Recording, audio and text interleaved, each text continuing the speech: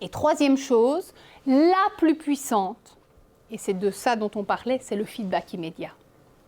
Et donc, à la fois, c'est le pouvoir, mais c'est au moment où je constate, je fais un feedback. Et sur le contenu, et sur le comportement. C'est pas, je prends ma liste et je note tout ce qui va ou tout ce qui ne va pas, et puis je te le dirai 3 jours après. C'est au moment où le comportement a lieu, j'ai besoin d'un feedback le plus immédiat possible. C'est d'ailleurs parfois compliqué dans des grosses structures, des grosses écoles, hein, comme le Christ-Roi ou quoi. On a 1000 élèves et il y a...